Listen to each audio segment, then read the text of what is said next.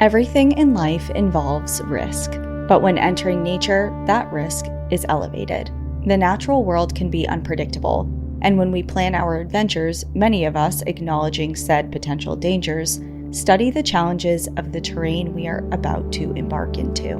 We bring extra water, test out our crampons, make sure to pack many snacks, and double-check the weather reports. Risk in the outdoors is often discussed through the lens of nature, the unpredictability of weather, wildlife, or natural disasters. This we know well. But there is another element of danger in secluded and wild places, one that is far harder to predict or to prepare for, and that is human behavior. The other people we encounter on the trail. It can be near impossible to know when trusting a stranger will lead to a connection and friendship, or when it could turn dangerous, even deadly. Out there in remote landscapes, we take risks on the land, on the weather, and on each other. Welcome to National Park After Dark.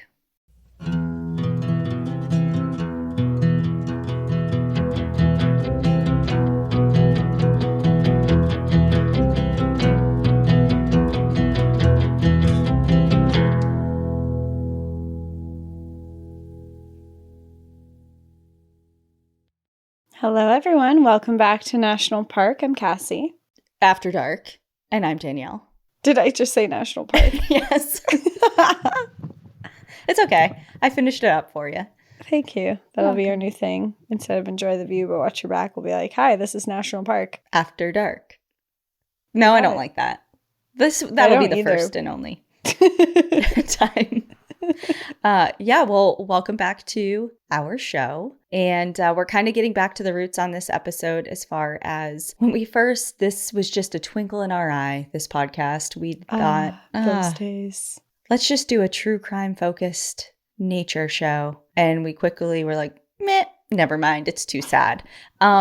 So we do true crime, of course, here and there. And this is unfortunately or fortunately one of those episodes. And this has been an episode I've had, like we say so many times, kind of just like hanging out in the back of my mind and on my bookshelf, because of course there is a book, of course, which I'll recommend later on. And I've kind of held off on it because it's brutal, it's sad. There's not a lot of meaning to it as far as a larger lesson and takeaway. Some stories are just tragic, and this is one of them, I think. But I think we're all going to be able to relate to Tomomi, who is unfortunately the victim in today's story, and see a little bit of her and ourselves. And I just wanted to honor that and bring her story out to everyone. So that's why I decided to do it today. I was feeling like her spirit for adventure and love of the American West is something to be celebrated. So that's what we're going to do today. Well, before we jump into that story, we also wanted to just update you a little bit on what we've been up to, because we just did a group trip. We just got back from it actually yesterday. So we just did a group trip to Northern New Hampshire, our home state, which was really fun. But this one was a little bit different because we did a wilderness first aid course with the Jackson Hole Outdoor Leadership Institute, who is owned and run by one of the guests that we had on the show, Kevin Grange. He's been on the show twice now, but also his wife, Megan, who came out. They're New Hampshire natives, and we collaborated and did a whole course together with a bunch of NPAD listeners, which was really fun. Yeah, and we were kind of joking about it and reflecting back. We don't think we said anything about this on the actual podcast when we announced it and put the trip up for grabs. I think it was just on Patreon. Well, it was on Patreon and on Instagram. Yeah, but first Patreon. That's why you got to be on Patreon, because all the good trips openings always show up there first. And sometimes life gets ahead of us, or they get booked up really quick that we just don't ever say it on the podcast because there's no need. They're already gone. Yeah. So just a perk of being part of the community over there. But yeah, it was really cool. There was almost 30 of us, and we went up on a Thursday and concluded on a Sunday. Each day we had some class time because the wilderness first aid course was definitely the centerpiece of the entire weekend. It was the whole purpose. And both Kevin and Megan are just a wealth of knowledge. They're both paramedics. They have so many years of experience in the field. And Kevin's first interview with us, we've had him on the podcast twice, like Cassie said. The first one was discussing his experiences as a paramedic out in Yosemite, Grand Tetons, and what was the third one? Grand Canyon? No, that was Andrea Langford was Grand Canyon, I think. I don't know. He's been in 3 places. Sorry, Kevin. I can't keep track of your stuff. But yeah, so Wild Rescues was his first book, and he gave everyone a signed copy, which was super fun, all the participants. And we spent, I think the course was 20 something hours worth of information. We went over a ton of stuff. Everyone got certified, re-upped their certifications for CPR and wilderness first aid. And aside from that, we had a lot of time to hang out and chill. We rented this little nook of a little compound on the shores of Lake Winnipesaukee. So we had cabins and we had fires and went out. We could go swimming every day, which was really nice. Yeah, we went kayaking. It was awesome. And this is definitely something that we really love doing, because I think a lot of what we talk about on this podcast is just being outdoors, recreating out there and feeling safe. And I think a big part of that is having knowledge, and wilderness first aid is such a good tool. I know that I feel a lot safer knowing, not even just for myself, but if I ever come across someone who needs help, I feel a lot more confident in being able to give some sort of help to them. Yeah. And if you guys are interested in doing more stuff like that, one, we'd love to hear if you are interested in doing these courses, and if we're already planning to probably do more stuff like this, but we'd love to know your thoughts on it and if you're interested. But also, we'll put in links in the show notes here if you're interested and you want to check out the Jackson Hole Outdoor Leadership Institute. They have a ton of different classes and things that you can do with them. They're based out of Jackson Hole, Wyoming, which is a cool reason to go out there and go visit the Tetons and do stuff out there. But also, occasionally they come to the East Coast and might be doing more of that in the future. Yeah, and a lot of our participants had mentioned, like, hey, my work paid for this, because it's a certification and a lot of different employers require it, especially out in public land work or any sort of medical field. We had a lot of nurses. And so just something to remember for the future, if that, which I didn't even think of, to be quite honest. Guides need it. When I worked in outdoor education, I needed to do something like that. And so it's really useful for a lot of different jobs. Yeah. So just something to think of. Maybe someone will pay for it for you. Yeah. In the future, when we announce something like this, if you're like, oh, I don't know if it's in the budget, you never know. Check with your employer if the actual meat of the class price would be taken care of. So just throwing it out there. We're not announcing anything officially. We're just saying that it was really fun and we'd like to do it more. So tell us if you want to hang out with us. And I would really love to do a wilderness first responder course now. Yeah. So there's different, we were thinking Sign up with us. I know. We were also thinking of, if there's interest, running a couple more of these courses, but then maybe the next step of the wilderness first responder and WIFR classes. And then every 2 years, you have to be recertified. So maybe like reunion trip. I don't know. The sky's the limit. But like Cassie said, it's nice to have some foundational knowledge of just being, you can be prepared all you want.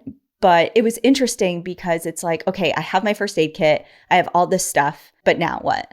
Like, what do I do with it? Utilize what I have and even take what you have that may not be in your first aid kit, but could be useful in certain emergent situations and how to best improvise. And anyway, some of it was heavy. It's not like, oh, here's a Band-Aid. We talked a lot about some pretty traumatic circumstances and how to be best prepared to handle them if they happen to you or somebody else. One thing I learned a lot in this class too was that I need to upgrade my first aid kit. A lot of the stuff that you just buy a little first aid kit just at a random store is great for if you just have a cut or something, but I realized I'm missing a lot of really important stuff. Mm-hmm. Yeah. And that was one thing. I was taking notes while I was in the class being like, okay, buy this, add this to my first aid kit. Yeah. I need this, especially things like aspirin if someone's having a heart attack. It's just, I will be upgrading my first aid kit and will be better prepared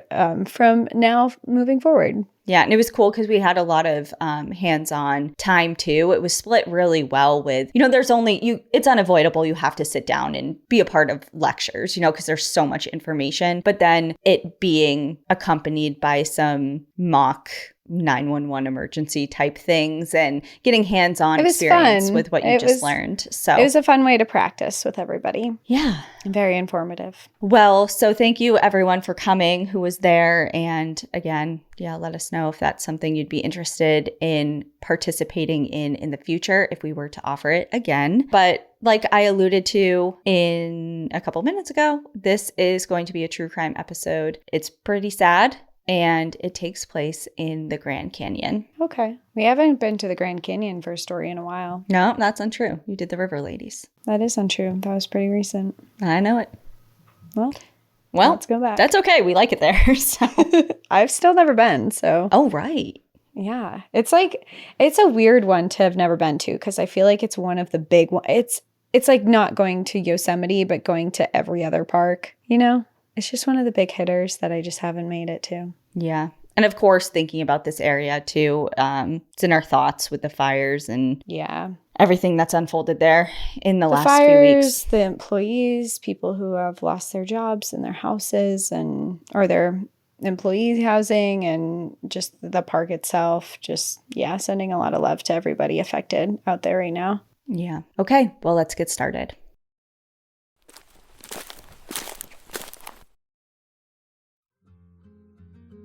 This is an ad by BetterHelp.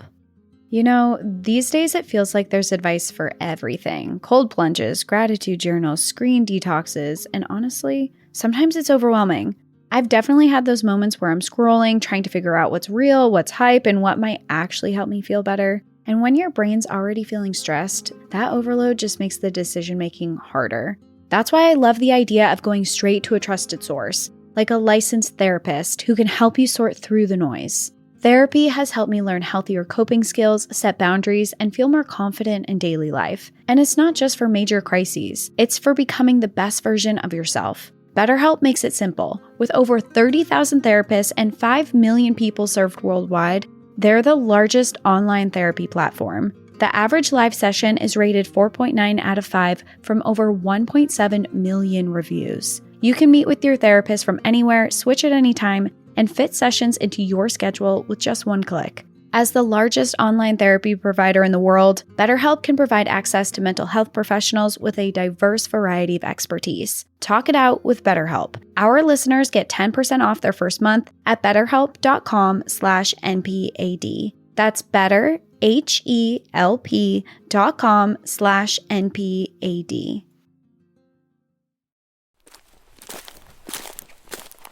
Tomomi Hanamure awoke the morning of May 8th, 2006 in high spirits.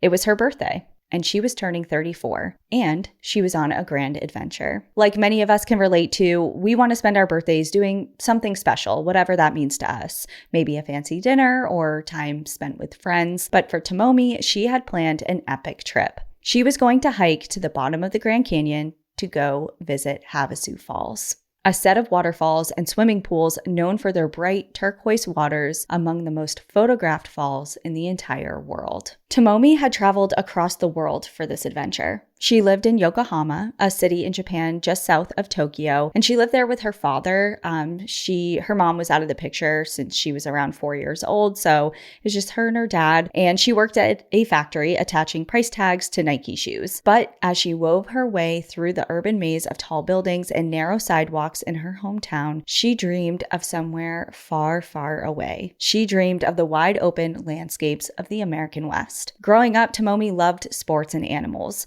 She played basketball, authored poetry, and had dreams of playing on Japan's national women's basketball team at some point in her life. Entering high school, her interests started to shift to the American West and all that it had to offer, from landscapes to culture. In particular, she had a huge fascination with Native American history. Her favorite movie was actually Dances with Wolves. And I'm like, go Tomomi, such a good choice. And it said in the book that I'm going to reference that she had seen it at least 12 times. I'm like, I definitely feel like I've seen Titanic at least 12 times. So that was me with Mighty Joe Young. Oh, right. I always forget that that's your favorite movie. It's the only movie I've seen in theaters so many times. My poor dad had to take me so many times. Well, she attended any and every presentation or lecture that she could go to pertaining to the Lakota and Navajo cultures,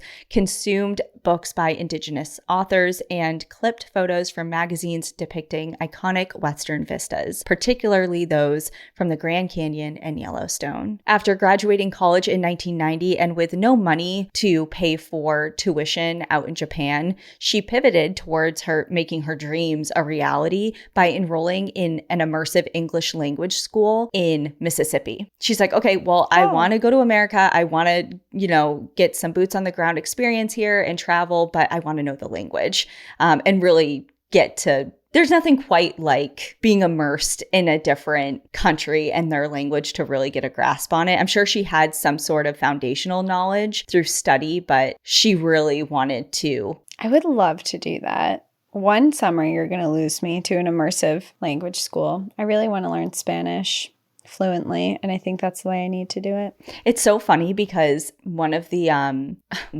don't follow many of them, but I follow, just because I really like her Instagram handle is Fit Girl Mel, and she was Kim Kardashian's trainer for a long time. Okay. And she's just really cool and just like down to earth and practical. And she just randomly was like, yeah, I just decided to go to France for a few months this summer and do an immersive French school because I really want to learn French. Yeah. And she's there right now doing it. And it's just so fun to watch her just be like, there's no real like big reason. I just wanted to do it, Yeah. I mean, it's so, I think the big reason would be being bilingual is such an advantage. Yeah. In just life, especially if you're not even just traveling. I mean, here up in northern Vermont, there's so much French speaking here and I don't speak French. Yeah. So it would be cool. But I feel like I encounter Spanish a lot more just in my travels and in life. So I would love to be fluent in Espanol. Well, 2027. Yep. You're going to lose me to an immersive language school in Spain for probably a whole summer. Okay. I'll start preparing now. Nice. Yeah. We'll start pre-recording now. I was just going to say that. Okay. Put it on our calendar. You can come with me if you want. We could do it together. Nah. I'll do something else. Not that I don't want to be bilingual. That's your journey. Okay. That's fair. I just wanted you to feel invited. Thank you. I appreciate that. Well, 4 years after completing the program down in Mississippi, she had become an experienced U.S. traveler and continued her studies in Native American history. By the time her 34th birthday had arrived, Tomomi had already traveled to the U.S. 14 times. So she's going back and forth between Japan and the U.S. on different trips and excursions, and both solo and with other people. It didn't matter. She just really wanted to be here. And one of those trips included a Christmas adventure to the Grand Canyon, where she spent her days hiking, exploring, and staying over at the Phantom Ranch Lodge. She wrote extensively in her journal, all in English by the way, detailing the awe and inspiration that she felt by the landscapes and all of her different adventures. Each time she visited America, she left more and more enamored. She felt her most free, grounded, and alive when she was surrounded by the vast open canyons, mountain ranges, and deserts of the American West, using her time in Japan to work and save funds to fund her trips back here. When Tomomi traveled the US, she made sure to make it worth her while. She was very intentional about, she was drawn to the American West, but she was very selective on where she went, and she was very intentional about visiting places that had meaning to her, or meaning to, in particular, Indigenous history. She especially loved visiting different national parks and would embark on ambitious solo road trips to check as many dream destinations off of her list as she could. Tomomi was adventurous and certainly wasn't afraid of a little thrill. A girl after my own heart. Yep.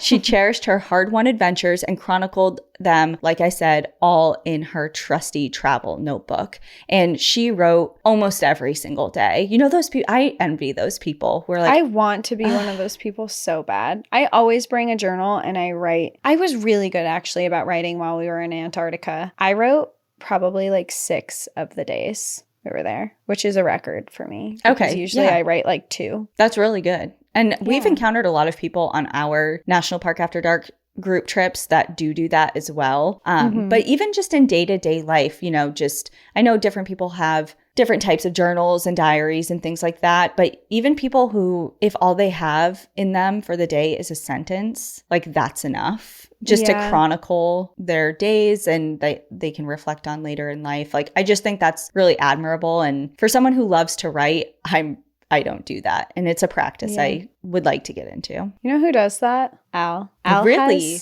Oh my God, he has an entire bin that is filled with notebooks and it's like not all the notebooks are full, but all of them are written in pretty extensively of all of his travels in Wildland for like the past decade, because he always brought journals with him in Wildland and he wrote of his experiences. And then also while he was out like on his motorcycle trips and stuff like that. I've never read anything. I don't read them because it's not my business, but he showed me a couple things here and there and he showed me the notebooks. But he has so many journals of all of his adventures. I'm like, I should have done that.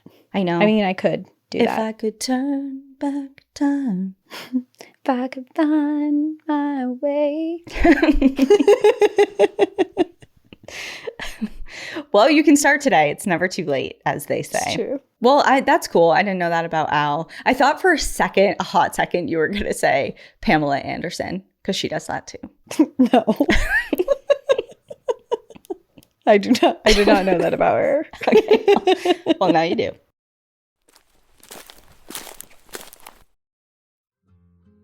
After a long day, I used to pour a glass of wine to relax. But lately, I've been reaching for Soul's out-of-office gummies instead. They help me unwind, settle in, and enjoy my evening without the alcohol or the next day fog. Soul is a wellness brand that believes feeling good should be fun and easy. They make delicious, hemp-derived THC and CBD products designed to boost your mood and help you truly relax. Their best-selling out-of-office gummies give you a mild, happy buzz that pairs perfectly with a good book, some soft lighting, and a quiet evening to yourself. With 5 different strengths, from a light 1.5 milligram microdose, which is more my level, to a more elevated 15 milligrams, you can choose the dose that fits your vibe. If you're more of a sipper, try the out-of-office beverage, a refreshing alcohol-free drink that's perfect for winding down at home or sharing with friends. And if restful sleep is your goal, Soul's Sleepy Gummies are a fan favorite for deep, restorative rest. Every Soul product is made with organically farmed, USA-grown hemp, vegan and gluten-free, low in sugar, and federally legal, so you can feel good about what's going into your body.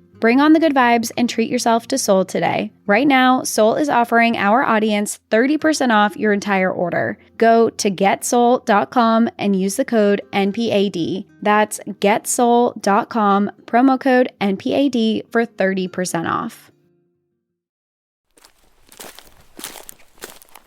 So in the book that I used pretty much for this entire episode, it's titled Pure Land, A True Story of 3 Lives, 3 Cultures, and the Search for Heaven on Earth by author Annette McGivney. She writes extensively about just including different excerpts from Tomomi's diary, which was given to her by Tomomi's father, who we'll get into a little bit later. And I mean, Annette, just as a side note, her journey into this story is also really unique. So she is the Southwest editor, or was the Southwest editor for Backpacker magazine. And when this all occurred in 2006, she researched the story for a piece for Backpacker magazine in 2007. Oh, okay. So that's how she kind of got introduced to Tomomi and everything that we're about to discuss. And she did the piece, but then she was like, God, there's more to this. And like, I wish I had more information. So she spent 10 years digging into this story. And that's how this book came about. So, and she traveled to Japan, stayed with Tomomi's family and just really got to intimately know who she was as a person and the perpetrator that we'll get into as well. And then the 3 lives portion of the title of that story is actually a piece of her own personal life that she found she could relate to in a really unique way. So she's weaved into that book as well, her personal story. But yeah, so this book is kind of like the holy grail when it comes to this story because, believe it or not, there's not a ton of coverage about it. It's not one of those stories that has been reported on over and over. Which, yeah, I've never heard this story before. Yeah, and we'll get into a little bit why that is. But yeah, so if you're interested in this and want to know more at the end, definitely read this book. But just some of Tomomi's entries from her trip to Yellowstone read, December 29th, when I was driving to Yellowstone, I slipped and couldn't move my car, but 2 cowboys came to rescue me. Thank you. December 30th, Yellowstone National Park. I saw wild buffaloes. They're huge. They're cool. Got more snow today. So it's like some of the entries were super detailed and flowery and introspective and profound. And some of them were just like, this is what happened to me. And like, just had a great day, or just like a quick note of the first time she saw something. Right. Yep. Yeah. And because of her interest in Indigenous and Native American cultures, like I said, she visited places that were deeply meaningful to her. And some of those locations were Indigenous lands and reservations, including Devil's Tower and the Crazy Horse Memorial in the Black Hills, where she could learn about cultural practices and customs, all while forming meaningful friendships along the way. In 1999, she spent New Year's Day at the site of the Wounded Knee Massacre, reflecting on all that unfolded there. The Tetons, Yellowstone, and more also made that trip. And on all her journeys, she wrote back to her family back home, not only just in her personal diary and journals, but to her family, and telling them just with tons of enthusiasm all that she was experiencing. She used a lot of exclamation points to convey how excited she was about all of the wonders that she was seeing and experiencing out west. And one of those letters contained this excerpt. Every morning and evening, the sky is a different color. Sometimes it's purple, sometimes it's orange. There's just something about the huge open spaces that's amazing. You've got the red earth and the gigantic sun and all of this air. On the Navajo reservation, there is no running water or electricity, so they use oil lamps and propane that they get from a store. You wake up with sunrise and go to bed with the sun down. I feel like now this is America. But back to her 34th birthday, she wanted to return to one of her favorite places, and that was the Grand Canyon. And for anyone who's ever been there or has maybe like you looked upon pictures and have dreamed of going, dreaming of one day visiting, it's no wonder that the Grand Canyon rose to the top of Tomomi's list. The national park is nothing short of a geological wonder. It encompasses over 1.2 million acres in northwest Arizona and was formed over millions of years by the water of the Colorado River. The layers of rock in the canyon tell a story of geological time. Countless layers of history are visible and tangible in this park. And the park is home to incredible biodiversity. A plethora of flora and fauna are abundant here, despite its surface level inhospitable veneer. Now, to get to the falls, which we kind of talked about a little bit at the beginning,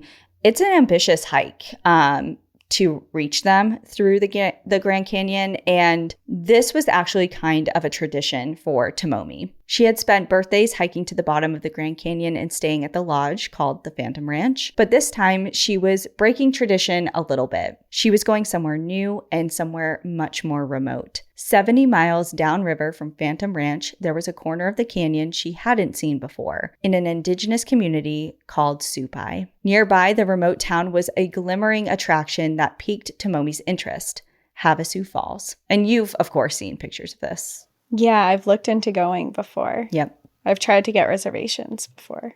Yeah, and this is somewhere you can't just walk up to anymore. It's permit only. There's a lot of rules and regulations around visiting here, which I'm sure Al's been there. A lot of people are aware of. Where has Al not been? It's just kind of a question. It's also his birthday today. Happy birthday. Is it today? Yeah. I thought it was tomorrow. His birthday's today. Happy birthday, Al. Happy birthday, Al. I know you're not listening, but happy birthday anyway. I know. And it's August 12th as we're recording, so. Yeah, so this will come out after. Yeah. Wow, happy birthday, Al. Wow. I wonder what he's going to write in his journal. Okay. Well, the falls are known for their bright turquoise water that cascades over towering ledges of red rock and form deep pools of aquamarine water that are just perfect for swimming in. To Tomomi, it looked like a slice of heaven buried deep in the canyon, and she had her heart set on celebrating her birthday in that location. Days earlier, she had flown from Japan to LA, rented a car, and drove to Flagstaff, where she spent a night in a motel and prepared for the journey that she had planned for the following day. So on her birthday, she woke up at around 4 a.m. so that she could hit the trail before it got too hot, which everyone knows that's the move, especially out in the Grand Canyon. It's just too dangerous to hike in the middle of the day. Mm-hmm. So she was prepared, she'd done it before, and she wanted to get going. As the sun crept over the horizon and thawed the surrounding Arizona towns to life, Tomomi climbed into her rental car and made a stop at Walmart, where she picked up some water and food for the 8-mile hike that lay ahead of her. She called her dad back in Japan, who wished her a happy birthday, and as the world woke up, she drove down the highway to the trailhead, blasting music as she went. At the trailhead, Tomomi hopped out of her car and grabbed her phone, camera, wallet, and other essentials, and then she was ready. She began to descend the first switchbacks into the canyon. She made her way further and further down, passing by layers of rock, each one a slice of time and history in and of itself. When she reached the canyon floor, the trail got sandier, and finally, after 8 miles, Tomomi arrived in the village of Supai. Supai is a town within the Havasupai Reservation, which sits inside the Grand Canyon itself, but outside the boundaries of the national park. Havasupai means people of the blue-green water, and that namesake makes itself obvious in the town, as the turquoise river snakes through the center of the village. The river leads to the Havasu waterfalls, which are the beating heart of Supai. About 20,000 tourists travel to Supai every year to see the falls, and the steady stream of tourism is what sustains the economy of this town. Tomomi made her way to the town's cafe, where she bought a cold drink and sat at one of the picnic tables outside, recovering from her 8-mile journey into the heart of the canyon. Fellow tourists bustled around the cafe with her, despite it being super remote and kind of out there. The town itself of Supai, especially at this time of year in May, it's actually the busiest time for them. So there's quite a number of visitors there. Gotcha. And like I said, it's an incredibly remote place. There are no roads that lead to the town, so the only way to get in or out is by hiking, via horseback, or by helicopter. All mail is delivered to Supai via mules. Food and drinks are supplied via helicopter or by mule train. And the remoteness is not the only challenge that the town has to struggle with. Isolation from resources is baked into the history of the reservation, starting with its very formation. Grand Canyon National Park was established in 1919. And prior to that, the Havasupai people had lived a semi-nomadic lifestyle within the Grand Canyon, farming in the canyon using water from the creeks and springs to sustain their crops. And then, in the colder winter months, they would hunt on the south rim of the canyon. The canyon's vast and varied landscapes were their homelands and their life source. Their histories were interwoven with the layers of the rock in the rivers and the streams that formed the canyon, but when the national park was established, the Havasupai people were suddenly treated as trespassers and forced to move to a 512-acre area that had been designated as a reservation. Farming was difficult there, and they no longer had access to their winter hunting grounds. Cut off from resources and forced into a small area, the tribe suffered greatly from their displacement and almost starved several times. Their population fell to 150 residents by the 1960s. As Annette McGivney wrote in an article for Backpacker magazine in 2007, the kind of inception and spark for this entire book, she says, quote, "The tribe struggled to survive without access to traditional means of sustenance or to infrastructure like electricity and plumbing, fermented a deep resentment towards the federal government, especially the National Park Service, and white people, especially tourists camping on burial sites." Finally, in 1975, 185,000 acres of national forest on the Kaibab Plateau were returned to the tribe, as well as the falls area. Part of the agreement was that the Havasupai people needed to keep the falls and campgrounds open to the public, and ever since, tourism has been at the center of the town's economy. So just a little history for people who are dying to go there, just some context of the landscape and what that indigenous tribe went through to retain rights to it. You're painting a very good picture of all of this, and it very much coincides with her particular interests and places too, so it makes sense that she's traveling here. Yeah. Mm-hmm. And it's just, I don't know, maybe I'll hold this comment for later because maybe we'll elaborate on it more, but I'm just so intrigued by the thought of her being so pulled to the American West, and especially different indigenous sites, like a young woman from Japan. And not saying that you can't have interests and just big draws to other cultures and ways of life and periods of history and things like that, but like she was just so drawn to here. And it just like everything in her life kind of led her here. And then something really awful happened to her, unfortunately. But I don't know. We'll talk about it later.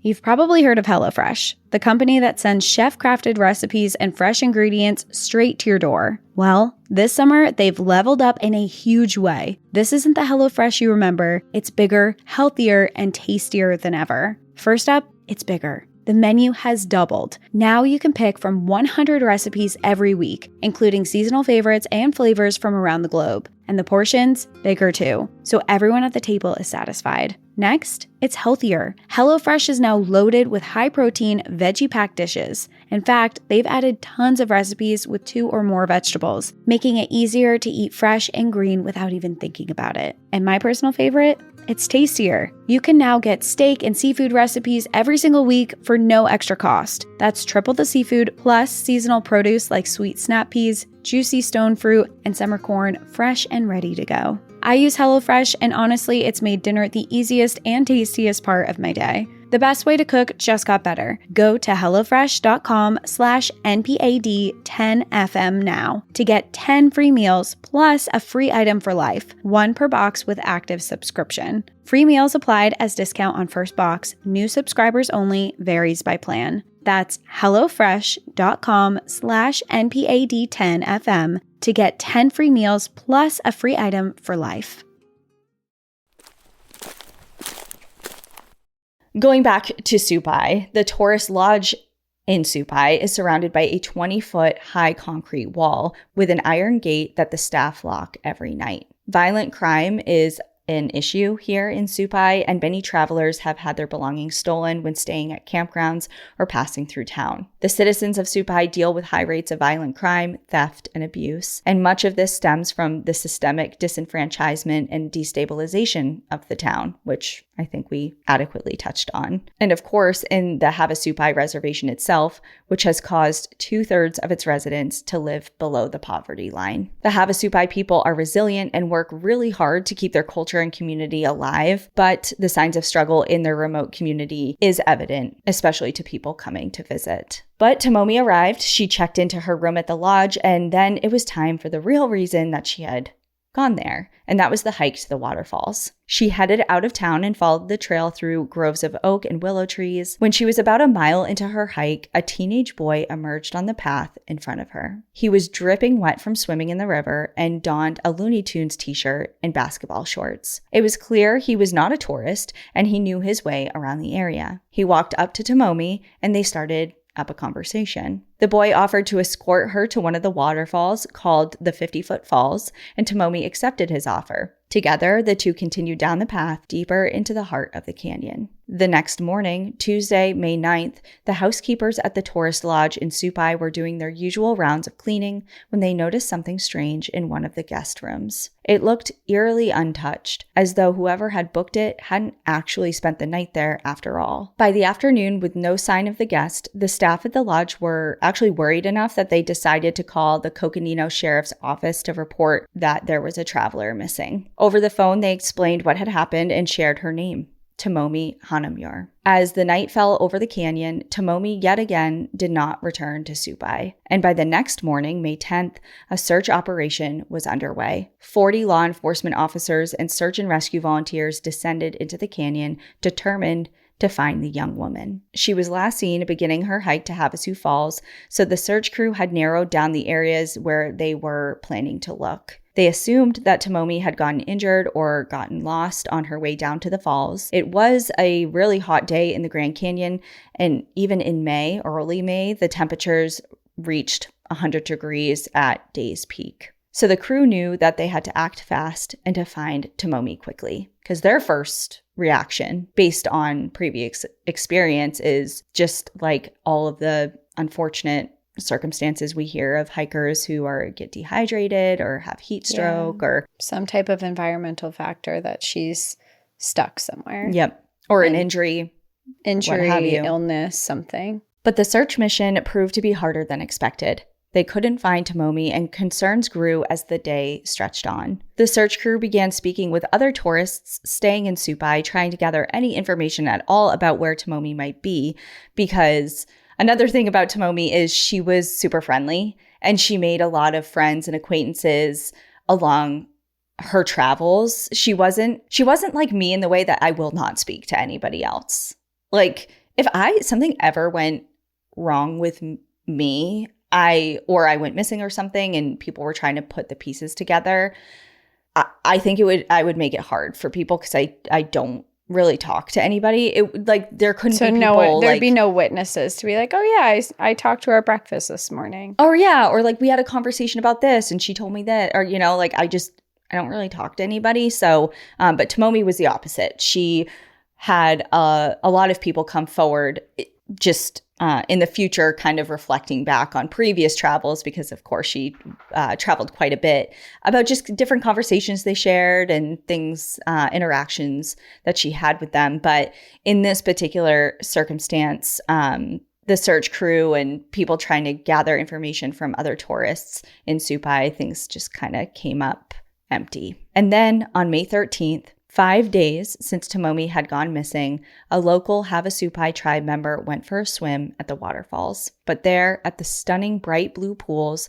they realized that something was deeply and horribly wrong, because floating in the water was the body of a young woman. The authorities rushed to the scene, but the woman was pronounced dead. They evacuated the body, and once the scene was clear, sent a dive team into the pools to search for any evidence related to the scene. The pools that were usually a place of pristine serenity and somewhere that people like pilgrimage to were wrapped in yellow caution tape, alarm, and grief. The body was quickly identified, in part due to 2 tattoos. Tomomi had a tattoo of a heart on her lower abdomen, and on her left foot was a small Japanese symbol, hana, which means flower. It is also the first half of her last name. And so the body was quickly identified as Tomomi. Tomomi was not naive to the dangers of solo traveling. She knew that things went wrong and that her life was at risk out in the wilderness. She told her friends that if anything were to ever happen to her out there in the wild, that she would want to be identified by the small hana tattoo on her left foot. The tattoos brought the heartbreaking confirmation that this was the body of their loved one. A full report of Tomomi's injuries revealed a picture of a horrific and violent death. She had sustained 29 stab wounds, 22 of which were to her head and neck. Oh my God. The murder weapon was determined to be a single 3-inch blade. Whoever killed Tomomi had used this knife to slice the carotid artery on the left side of her neck. They also punctured her lung and chipped her skull. The report, it goes into more detail, but I think we have an understanding of just how gruesome this was. It also left investigators with unsettling questions and confusions. Many of the injuries on their own were enough to be fatal. So why hadn't the attacker stopped after the first fatal blow? It feels really violent and really personal, not in the sense where I don't know, maybe you'll get into it more if she knew this person, but a 3-inch blade with that many, you have to be so close to a person. I mean, with any stabbing, but it just feels so, so violent. Yeah. And 29 times is a lot. Yeah. In her article, Free Fall, Murder in the Grand Canyon, published in Backpacker Magazine, this is the original OG Backpacker article by Annette McGivney. She quoted several experts who weighed in on the brutality of the murder itself, so kind of honing in on what we were just saying. And as she reports, quote, pathology experts who evaluated the report for this story were struck by the apparent manic nature of the homicide. McGivney also quotes physician and author Tom Myers, who said, "This person was in a frenzy. The killer must have been so psychotic or incoherent he couldn't appreciate that he was still stabbing her, even though she was unresponsive, basically dead." The coroner pointed out that the stab wounds came from more than one angle, and this led Myers to conclude he was moving, she was moving. It was an all-out fight for her life. This is the most brutal killing in the Grand Canyon in modern times. The search for Tomomi had come up to an alarming and devastating end, but it raised many new and urgent questions. What happened on May 8th, 2006? What transpired on that hike to Havasu Falls? And who was this frenzied and violent murderer? A murder investigation was launched. FBI Special Agent Doug Linter led the investigation, but there were some major challenges. Most importantly, the Supai people had a deep distrust of law enforcement and the U.S. government. At every turn, the U.S. government had isolated and disenfranchised the Havasupai people and left them to fend for themselves in an unrelenting environment. And so this history kind of results in their wariness of law enforcement and the government as a whole. It's like you want us to help you now, but we don't trust you. And for a crime that's so serious, if you're talking to law enforcement who you don't trust, how do you know that they're not going to somehow try and blame you for it? Right. And that's kind of like at the forefront of their minds as a collective of just having some reservations about, which are fair. Yeah, the investigation and just wanting to tread carefully. The tribal council also banned all media from the reservation, and as a result, hardly any journalists covered Tomomi's case. Back in Japan, the media was outraged by this decision. Japanese journalists were horrified at the U.S.'s lack of coverage of Tomomi's story and insisted they needed to do more to solve her case and get her name out there. It was a stressful time in Supai as everyone tried to make sense of the tragedy that had struck there. Again, in her article for Backpacker magazine, Annette describes how the FBI agent Doug Linter tried to solve the crime during this time. And it says, quote, "Wearing a polo shirt with the FBI logo and carrying a Glock 40 and handcuffs on his belt, Linter became a familiar presence in Supai. He visited dozens of homes to pursue leads and visited many of them more than once because people kept changing their stories. It was a tense situation. The whole village was keeping track of which doors he knocked on, so he began doing interviews at night. No easy task in a town without streetlights or paved streets. We were walking around without flashlights so no one would see us. I almost broke my ankle stepping in gopher holes," he recalls. Within the town of Supai, some members of the community reached out to their fellow tribe members and threatened them not to comply with the FBI's investigation, or else. Those who did answer the FBI's questions often faced harsh backlash from their fellow tribe members, and some were even physically assaulted for complying and being cooperative. So it's like a really difficult situation. There's so many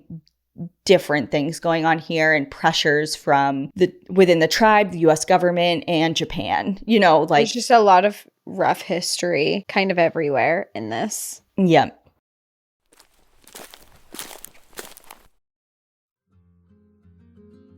This episode is brought to you by IQ Bar, our exclusive snack sponsor. IQ Bar is the better-for-you plant protein-based snack made with brain-boosting nutrients to refuel, nourish, and satisfy hunger without the sugar crash. If you've ever been on a long hike, you know there's a magical moment when your body says, okay, we're done now, but you're still miles from the car. That's when I reach for IQ Bar. They're packed with high-quality plant protein to keep you moving and completely free from gluten, dairy, soy, GMOs, and artificial sweeteners. And the flavors? Think lemon blueberry for a bright boost or peanut butter chip for that I earned this feeling. With over 20,000 5-star reviews, IQ Bar isn't just a snack, it's a backpack essential for anyone who likes feeling good and finishing strong. I honestly started keeping an IQ Bar in my bag at all times because it helps give me the boost I need to keep going. And I love that it tastes amazing while doing it. It's like a tiny reward for making it through the toughest part of the trail. And right now, IQ Bar is offering our special podcast listeners 20% off all IQ Bar products, plus get free shipping. To get your 20% off, text PARK to 64,000. Text PARK to 64,000. That's PARK to 64,000. Message and data rates may apply. See terms for details. Gossip, rumors, and theories swirled around town. Who had done this? The Havasupai people were horrified and scared that something this dark had happened in their community. They held ceremonies to honor and free Tomomi's spirit and to cleanse the area of dark energy. But slowly, a suspect began to emerge, an outsider in the town of Supai. A man named Neil. Neil was Irish and had bright red hair, many tattoos, and was known for sleeping in the bush near the river and roaming around town looking for drugs. He wasn't very welcome in town, to say the least, and had made an unwanted sexual advance towards a Havasupai woman at a recent ceremony. Other men in the village beat him up brutally after discovering this, to the point where Neil had to be airlifted via helicopter out of the canyon to have his injuries treated. Wow. People report— What did he do? Well, he sexually assaulted a woman at a ceremony. Oh, I heard that wrong. I didn't know he assaulted her. I thought he did sexual advances towards her, like said I guess. something. Yes. Like, it was even just like the people are like, not up in here. So yeah, I just was it's like, did he like just say something to her? Did he attack someone? Like that's pretty extensive. Hard line. They're like, that's a big no here. And of course he was already pretty unwelcome there. And it wasn't like it was his first brush with disrupting the peace there. I mean, it sounds like he has a drug addiction problem happening and he's in a place where, yeah, it sounds like they're not stoked that he's around. Well, especially because people reported seeing Neil talking with Tomomi at the village cafe the day that she disappeared when she stopped for a drink before she embarked on her hike. And for a while, this was really where the investigators had their strongest and pretty much really their only lead. So they kind of really honed in on this Neil guy. But the more that they were learning, the less they suspected him for this particular crime because things weren't exactly lining up. For a while, the case crawled slowly forward, and it was a torturous time for Tomomi's community, who were grieving her senseless murder and given no clarity about what had happened to their beloved daughter, cousin, and friend. Then, 7 months later, the murderer came into view, an 18-year-old boy. His name was Randy Weskogame, and on December 5th, 2006, he was charged with murder, kidnapping, and robbery. So, who is this kid?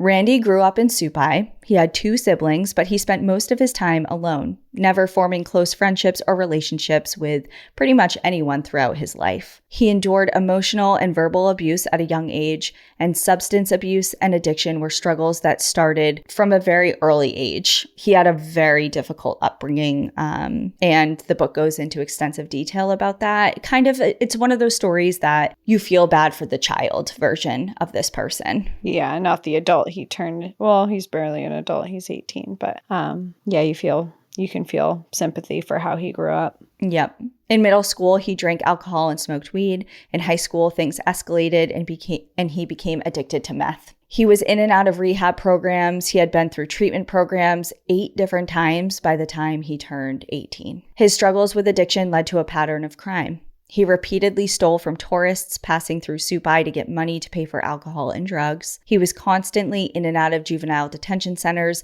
and when he wasn't detained there, he was crashing with whoever would let him sleep on their couches. He lived a pretty chaotic life and was no stranger to crime, but there was a huge gap between stealing belongings for cash to get your hands on drugs or alcohol, and then this jump to brutally murdering a woman he had no connection with at all. So to answer your earlier question, they had no previous relationship or interaction or anything at all. Yeah. And that gap was one that his family and community struggled to make sense of. His father, Billy Weskogame, insisted that his son was a thief, but not a murderer. The broader Havasupai community was also shocked when Randy was charged. Annette McGivney reports that the tribal chairman, Thomas Sayuja, issued a written statement about Tomomi's murder, saying that it was, quote, a great shock to members of the Havasupai tribe. And the chairman added that the Havasupai people were praying for Tomomi's family and friends, and the tribal council actually declared a period of official mourning for her. The shock and grief rippled through town and was deeply felt for years to come. And within the book,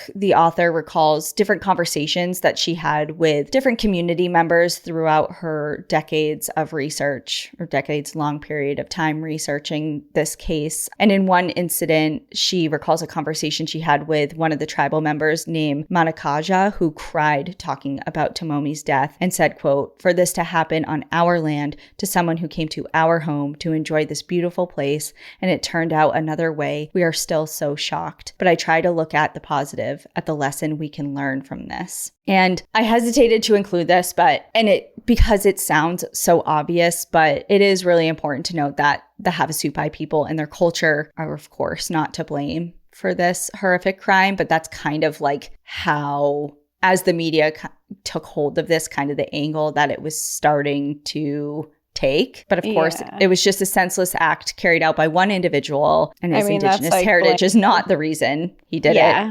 I mean, we have a lot of crime in the U.S. that oh my gosh, so to do like with disproportionately comparatively to indigenous communities as far as like violent crimes towards that. So I don't want to get too deep into that, but just had to state the obvious there. And I do keep saying, referencing this book, Pure Land, in the Backpacker article, and just because it's the most in-depth research about this case. But I did want to make mention that it kind of got some criticism a little bit. Oh, okay. So I did want to say this. Well, in a piece called "Blessed to be Born Havasupai," which was published in High Country News, the Havasupai Tribal Council criticized the author and another reporter named John Doutry, saying that their depictions of the Supai were like hurtful, essentially.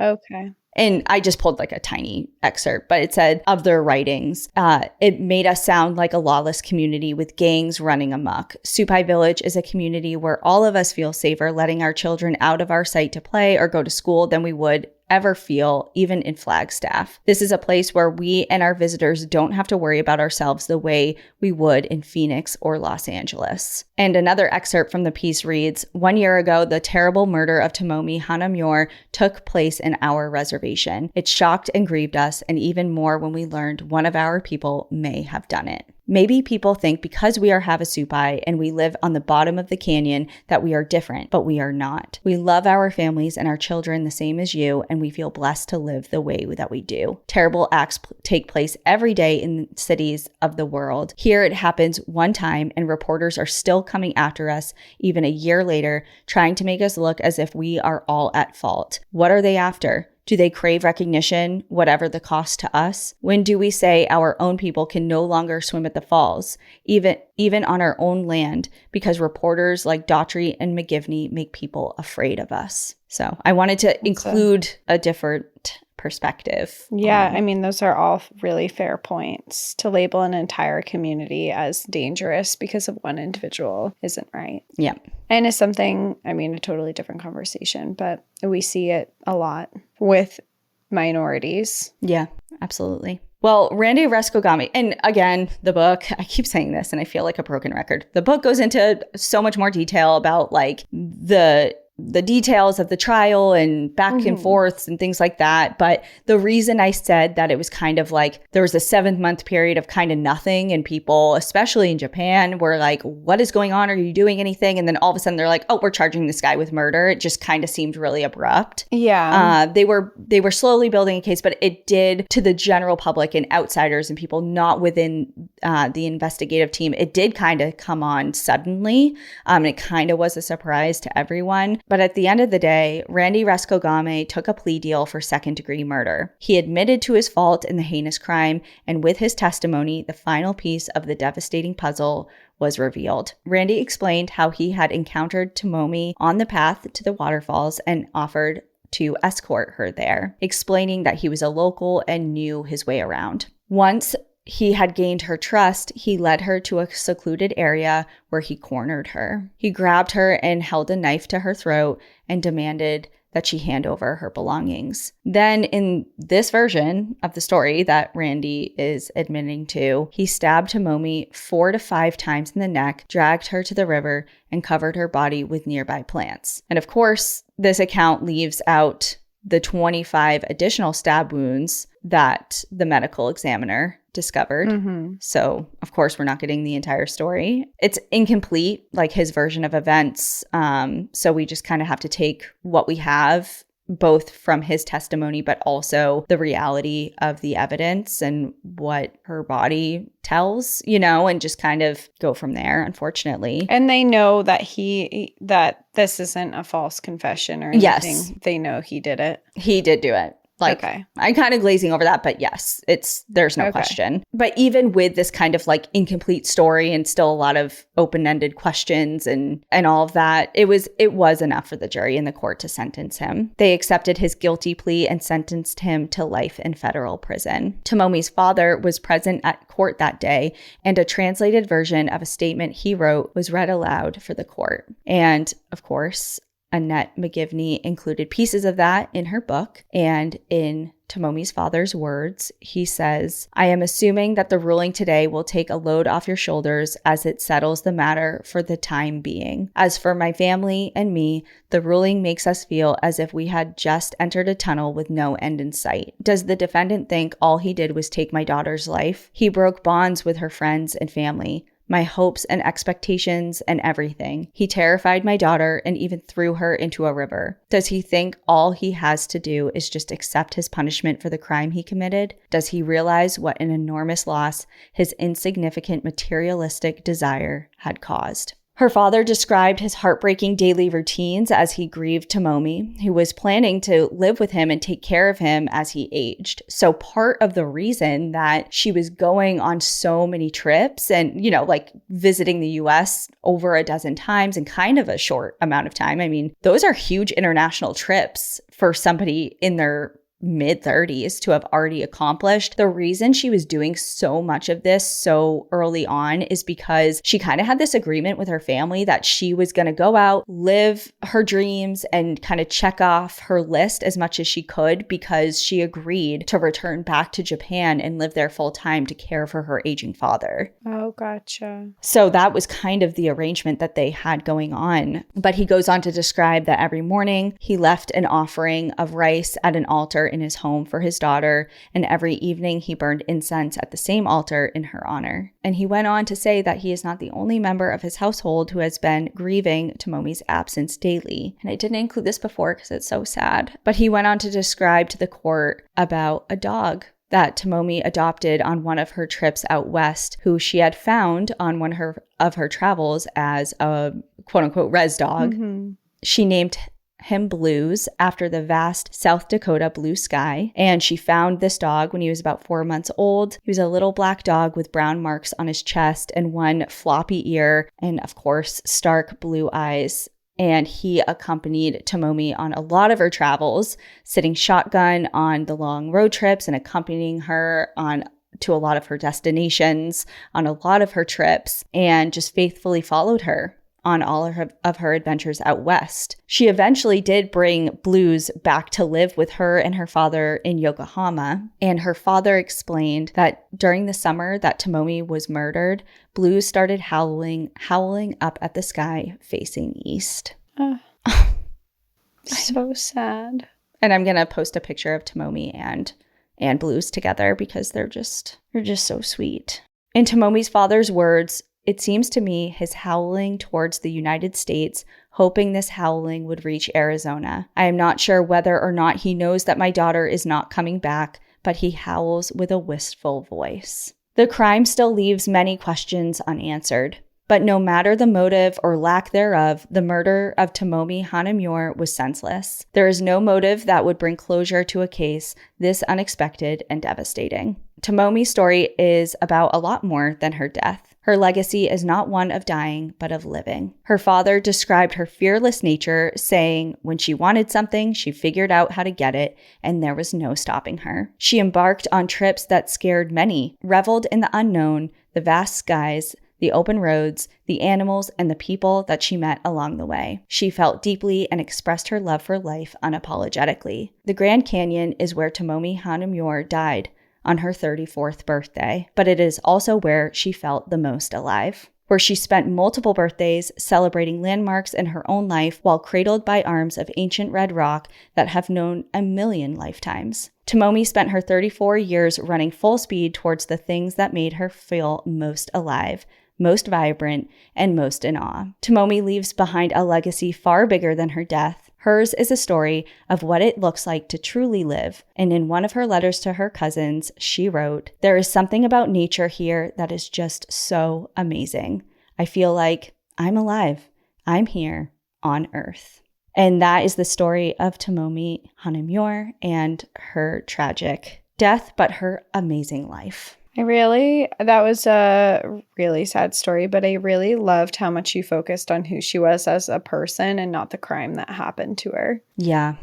Thank you. Because I think we can get really caught up in that. Yeah. And I understand it's interesting and perplexing, and we're really grasping at the meaning behind violent crime a lot. And it takes up a lot of our focus and energy, and it kind of dejects from the person and just like everything else that was their life up until those small moments comparatively to the life they lived. And like I said at the top, like I just feel like she's just somebody that, like, I feel like we know dozens of Tomomis, our friends. She's someone we know. She's someone we would be friends with. Yeah. She's so relatable in what she was trying to do and see, and so young too. I mean, she's our age, and it's a really sad story. But I agree with when you said at the beginning you think that we would all relate to her, and I think that is very true. Yeah. So if you're wanting to learn more about Tomomi and Annette's 10 years of her life, digging into her story and way more about her family, Tomomi's family. And of course, Randy's in there too, and his life. Don't want to like totally breeze by him because he's obviously a big component of the story. But yeah, the book is great and well worth the read. So I'll, of course, put it on the website as always, but it's called Pure Land. Great. Well, thank you so much for telling this story. Thank you, everyone, for hanging out with us. We'll see you all next week. In the meantime, enjoy the view. But watch your back. Bye, everyone. Bye. Thank you for joining us again this week. If you love National Park After Dark and want to hear exclusive bonus stories, join us on Patreon or Apple subscriptions. Patreon subscribers have access to our National Park After Dark book club, live streams, Discord, and much more. If you prefer to watch our episodes, video episodes are now available on YouTube. If you're enjoying the show, please take a moment to rate, review, and subscribe on your favorite listening platform. And to follow along with all our adventures, you can find us on Instagram, Facebook, TikTok, and X at National Park After Dark.